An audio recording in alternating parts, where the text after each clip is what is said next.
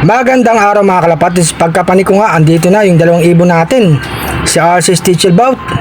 Tapos ito yung black mga kalapatids. 2 out of 2 tayo. Kapas Tarlac. Nalit na naman ako ng panik mga kalapatids, dahil nanood na naman tayo ng NBA Games USA Team mga kalapatids. Mamaya papakain natin sila mga kalapatids. Papasukin muna natin to. Nagbubong.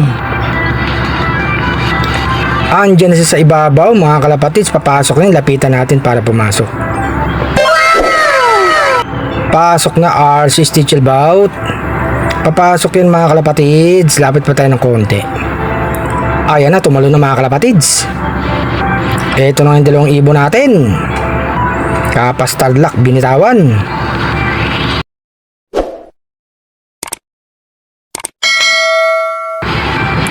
Ito yung mga ibang ibon natin, si Baby Padrino, tsaka yung kapatid niya mga kalapatids.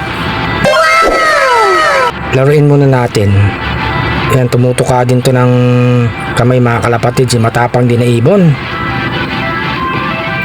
Ito naman isang ibon natin, naglulugon mga kalapatids. Ito naman si Black.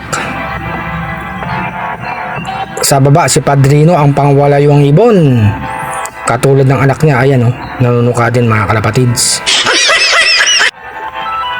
Check natin dalawang ibon natin mga kalapatids. Mukhang okay naman yung kondisyon nila. Ayan, dalawang ibon natin.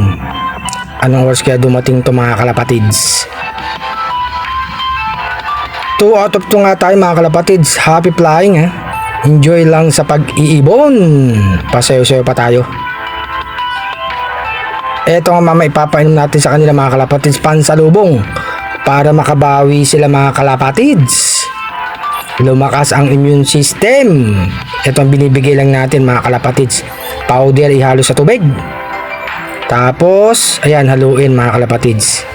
Pahinga muna sila, mamaya papakain natin yung mga ibon natin mga kalapatids.